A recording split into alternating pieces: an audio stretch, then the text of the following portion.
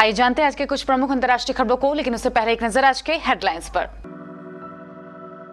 RSS background और जाट समुदाय को 3 तवज्जो, इन मंत्रियों को मिली जगह। मालेगांव विस्फोट मामला, गवाह ने कहा एटीएस और जांच एजेंसी ने प्रताड़ित किया। पीएम मोदी बने कानपुर में मेट्रो के पहले यात्री, आईआईटी से गीतानगर तक की यात्रा। हवाई चप्पल, सादे कपड़े और स्कूटर, अरबपति कारोबारी पीयूष जैन की आम जिंदगी। एंटीवायरल ड्रग मोलनुपिराविर 1-2 दिन में बाजार में उपलब्ध होगी, 3rd फेज का ट्रायल पूरा। यूएई ने गैर मुस्लिमों के लिए उठाया एक और बड़ा कदम, हो रही है तारीफ।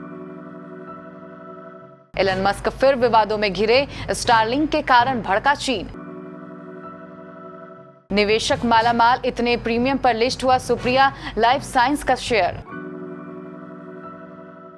बॉलीवुड में ओमिक्रॉन का डर, फिल्म रिलीज टलनी शुरू, 31 दिसंबर को रिलीज नहीं होगी शाहिद की जर्सी, अक्षय की पृथ्वीराज का ट्रेलर भी पोस्टपोन। और शार्दुल ठाकुर ने तोड़ी बड़ी साझेदारी, डिकॉक पवेलियन लौटे।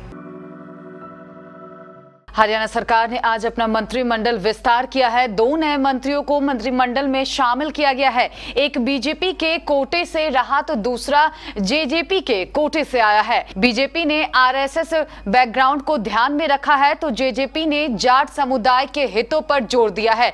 बीजेपी की तरफ से कमल गुप्ता को मंत्री बनाया गया है तो जेजेपी ने देवेंद्र बबली को आगे किया है। कमल गुप्ता की बात करें तो वे हिसार शहर से बीजेपी विधायक हैं। उन्हें वैश्य समाज का बड़ा नेता माना जाता है। उनका आरएसएस बैकग्राउंड रहा है और सीएम खट्टर के भी करीबी माने जाते हैं। इसके पहले भी कई बार मंत्रिमंडल की रेस में रहे हैं, लेकिन किसी न किसी वजह से उनका पत्ता कट जाता था। लेकिन इस मंत्रिमंडल विस्तार में उन्हें अपनी जगह मिल गई है।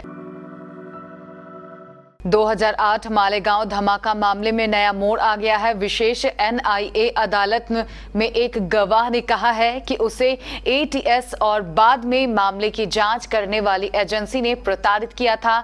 उसने यह भी बताया है कि एटीएस ने उसे इस मामले में योगी आदित्यनाथ और राष्ट्रीय स्वयंसेवक संघ के 4 अन्य लोगों का झूठा नाम लेने के लिए मजबूर किया था। 29 दिसंबर 2008 को मुंबई से लगभग 200 किलोमीटर दूर उत्तरी महाराष्ट्र में मालेगांव शहर में एक मस्जिद के पास एक मोटरसाइकिल से बंधे एक विस्फोटक के फट जाने की वजह से 6 लोगों की मौत हो गई थी। इसके अलावा घटना में 100 से ज्यादा अधिक लोग घायल भी हो गए थे। मामले के अन्य आरोपियों में भोपाल से भाजपा सांसद प्रज्ञा सिंह ठाकुर भी शामिल है। प्रधानमंत्री नरेंद्र मोदी ठीक 12:50 पर आईआईटी स्टेशन पहुंच गए और मेट्रो से नॉन स्टॉप गीतानगर तक के लिए निकल गए। बीच में कल्याणपुर, एसपीएम, सीएसजेएम विश्वविद्यालय और गुरुदेव कहीं भी मेट्रो नहीं रुकी। सुरक्षा कारणों से एसपीजी के निर्देश पर यूपीएमआरसी ने इसी के हिसाब से प्रबंध किया था। आईआईटी स्टेशन पर प्रधानमंत्री ने बीपीसीएल की एक परियोजना का मॉडल देखा, फिर एस्केलेटर के जरिए प्रथम तल पर गए। वहां कॉनकोर एरिया में 11 पैनलों के जरिए लगाई गई प्रदर्शनी को देखा। इस प्रदर्शनी में मेट्रो का इतिहास दिया गया है, किस तरह परियोजना की शुरुआत हुई और कोविड काल में भी किस तरह संघर्ष करते हुए परियोजना ने 2 साल से भी कम अवधि में आईआईटी से मोती झील तक 9 किलोमीटर के ट्रैक और स्टेशन का निर्माण पूरा कर लिया। यह मेट्रो रेल का एक मॉडल भी देखा गया है जिसमें यह दिखाया गया है कि किस तरह यह ट्रेन कैसे कैसे आगे बढ़ेगी। अपने कारोबार के बल पर धन कुबेर बन जाने वाला इत्र कारोबारी पीयूष जैन बेहद साधारण जीवन जीता था। उसके पड़ोसियों का कहना है कि वह बहुत ही साधारण तरीके से रहते थे। अभी भी वो स्कूटर चलाते थे। साधारण कपड़ों के साथ हवाई चप्पल पहनकर फंक्शन में जाना उनके लिए आम बात है। उनका सीधा मकसद था, ना किसी से दोस्ती थी, ना किसी से दुश्मनी। कन्नौज में पीयूष जैन के घर के आसपास रहने वाले उसके पड़ोसियों ने ये हैरान कर देने वाला खुलासा किया। अरबों की संपत्ति का मालिक कितनी आम जिंदगी जी रहा था। पड़ोसियों से मिली जानकारी के अनुसार पीयूष जैन के दादा का नाम फूलचंद जैन था। उनका कपड़े की छपाई वगैरह का कारोबार था। देश में कोरोना के बढ़ते रफ्तार को देखते हुए केंद्र सरकार ने मंगलवार को anti viral drug molnupiravir, Corbevax और कोवोवैक्स वैक्सीन के इमरजेंसी यूज को मंजूरी दी है। कंपनी के डायरेक्टर डी श्रीनिवास रेड्डी ने बताया कि यह दवाई अगले 1-2 दिन में बाजार में उपलब्ध होगी। कंपनी ने बताया कि हमने मोलनुपिराविर के 3rd फेज का ट्रायल पूरा कर लिया है। इसके लिए देश भर में 1218 विषयों के साथ 29 जगहों पर इसका ट्रायल किया है। संयुक्त अरब अमीरात यानी यूएई ने पहली बार कनाडा के एक गैर मुस्लिम जोड़े के लिए मैरिज सर्टिफिकेट जारी किया है। कनाडा के इस जोड़े ने वहां की सरकार को इसके लिए शुक्रिया कहा है। खाड़ी का यह देश हाल के दिनों में कई बदलाव कर चुका है। यूएई में रहने वाले 1 करोड़ की आबादी में 90% विदेशी हैं। ऐसे में यूएई ऐसे कई तरह के परिवर्तनों को अंजाम दे रहा है जिससे मुसलमानों के अलावा बाकी मजहबों और संस्कृति के लोगों के लिए भी चीजें आसान हो। नवंबर महीने में यूएई ने गैर मुस्लिमों के व्यक्तिगत मामलों के लिए अलग कानून बनाया था। नए कानून के तहत कनाडा के इस जोड़े की शादी हुई और पहला मैरिज सर्टिफिकेट जारी किया गया है। कहा जा रहा है कि यूएई के इस कदम से उसे दुनिया भर से स्किल और विशेषता को आकर्षित करने में मदद मिलेगी।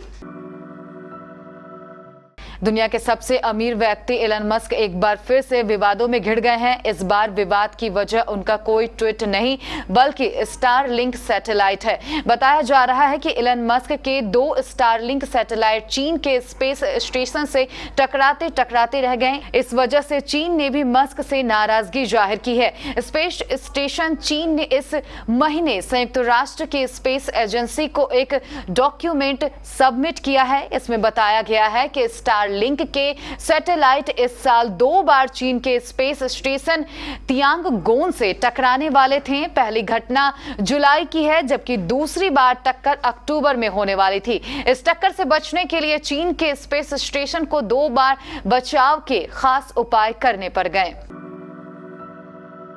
सुप्रिया लाइफ साइंस के आईपीओ में पैसे लगाने वाले इन्वेस्टर मंगलवार को मालामाल हो गए। इस महीने बाजार में इस आईपीओ को शानदार रिस्पांस मिला था और चंद घंटों में इसे पूरा सब्सक्राइब कर लिया गया। आज ओपन मार्केट में सुप्रिया लाइफ साइंस का शेयर 55% प्रीमियम के साथ लिस्ट हुआ। इतने भाव पर लिस्ट हुए शेयर एपीआई मैन्युफैक्चर करने वाली इस कंपनी का आईपीओ 16 दिसंबर से 20 दिसंबर के दौरान खुला था। सुप्रिया लाइफ साइंस के आईपीओ को करीब 72 गुना सब्सक्रिप्शन मिला था।